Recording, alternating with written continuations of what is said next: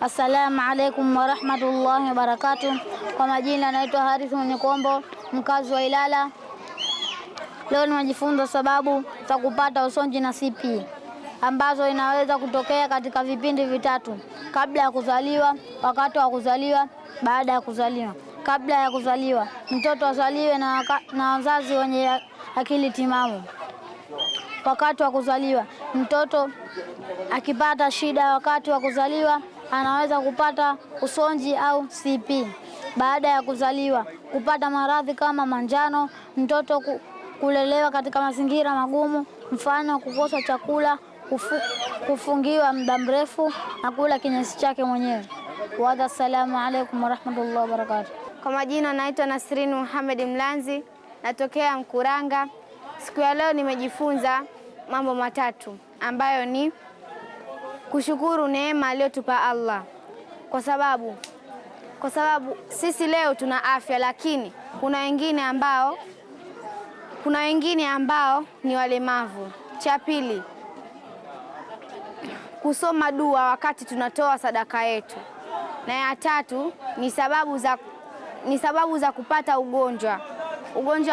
magonjwa ambayo ni usonji na CP.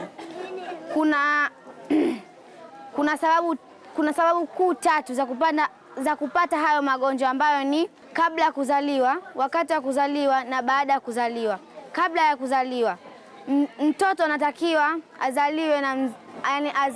azaliwe na mzazi ambaye akili yake ipo timamu na ameshafikia katika umri wa kuzaa. Wakati kuzaliwa, mtoto akipata complications katika wakati wa kuzaliwa, anaweza akapata hayo magonjwa ambayo ni usonji na CP. Baada ya kuzaliwa, ni mtoto analelewa katika mazingira ambayo ni magumu kwake, au akiwa na manjano kisha akawa analelewa katika mazingira ambayo ni magumu. Asanteni sana. Kwa majina naitwa Mariam Ramadhani Musa. Ni miongoni mwa watoto niliokuja kutembelea katika kituo cha Nazar Foundation. Nimejifunza mambo matatu au manne. Jambo la kwanza, najifunza kuwa wazazi wetu wanatupenda. Wametuleta hapa tuje tuone watu wenzetu wanavyoishi na tuelewe. Na tuone kitu gani duniani kinachoendelea. Tuone watu wanavyopitia, tumekuja kuona watu wanavyopitia shida. Humu ndani kuna watoto ambao hawezi kutembea, hawajui kukanyaga nje, hawajui kufanya chochote. Jambo la pili, kushukuru neema zetu tulizopewa. Tumepewa neema ya kutembea, tumepewa neema ya kupumua, tumepewa neema ya kula, lakini kuna watoto humu ndani hata kula hawawezi. Kwa hiyo tutumie neema zetu kabla hazijatuishia hizi neema, maana muda wote na sisi tunaweza tukawa kama wao. Jambo la mwisho, tuje tuwasaidie watoto wanapitia shida sana. Kuna mambo wanayakosa, tuwasaidieni sana. Asanteni. Assalamu alaikum warahmatullahi wabarakatuh. Kwa majina naitwa Rumaisa Mrisho Mbwembwe. Nimefurahi kuwaombea dua watoto yatima na walemavu na kuwatolea sadaka na vitu ambavyo wanavihitaji. Assalamu alaikum warahmatullahi wabarakatuh. Kwa majina naitwa Musa Sunday Muhammad. Katika ziara hii ya kuwatembelea watoto yatima na watu wasiojiweza, nimejifunza mambo kadhalika. Mathalan, kwa mfano,